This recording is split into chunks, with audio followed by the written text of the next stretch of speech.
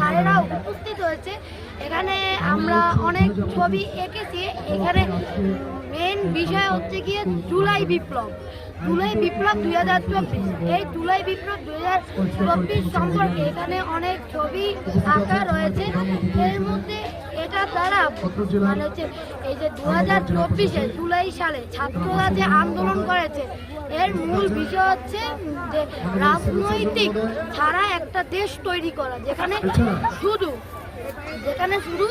নিজেদের শাসন চলবে।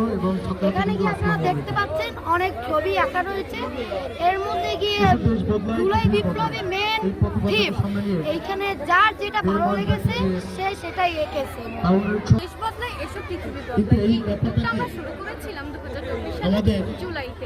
এই উদ্যোগটা শুরু করেছি এবং এখানে আমরা বিজয় অর্জন করেছি। কিভাবে আমরা বিজয় অর্জন করেছি এবং আমরা যে প্রাণের বিনিময়ে আমরা এই বিজয়টা অর্জন করেছি, সেই প্রাণ এবং সেই যে চিত্রগুলো সেগুলো আমরা এঁকে প্রদর্শন করেছি এবং এর মাধ্যমে আমরা হচ্ছে আমাদের দেশকে বদলানোর উদ্যোগ নিয়েছি এবং আমরা আমাদের দেশকে বদলানোর চেষ্টা করছি এবং আমরা একটি মেধাবী দেশ চাচ্ছি।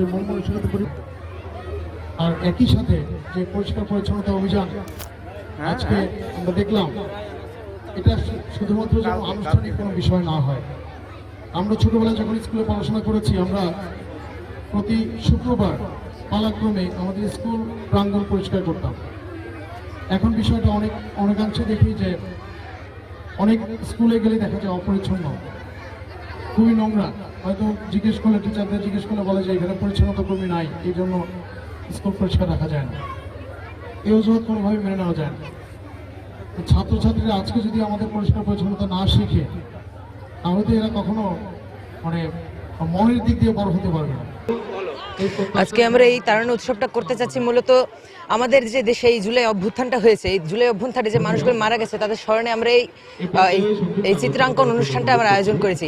আমরা চাই যেন আমাদের এখানে যারা আশপাশে রয়েছে তারা যেন এটার মাধ্যমে উদ্বুদ্ধ হয়ে, তারা এই চেতনায় উদ্বুদ্ধ হয়ে তারা দেশকে যেন গড়ে তুলতে পারে।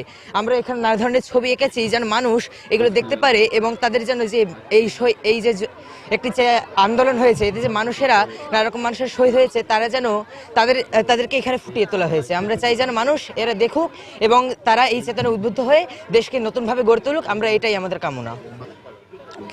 তারুণ্য উৎসব মূলত হচ্ছে গিয়ে আমাদের যে শহীদরা ছিল তাদের স্মরণীয় করে আমরা এই চিত্র প্রদর্শনী যে বিষয়টা এটা আমরা উপস্থাপন করেছি। যেমন আবু সাইদ, মীর মুগ্ধ এদের মতো যে আমাদের যে বড় ভাইয়েরা তারা যেভাবে দেশটাকে স্বাধীন করেছে, সেই চেতনায় যেন আমরাও সেই দেশটাকে সেভাবেই গড়ে তুলতে পারি, এই বিষয় নিয়ে এই তারুণ্য উৎসব চিত্র প্রদর্শনী উপস্থাপন করা হয়েছে কালেক্টরেট স্কুলের পক্ষ থেকে।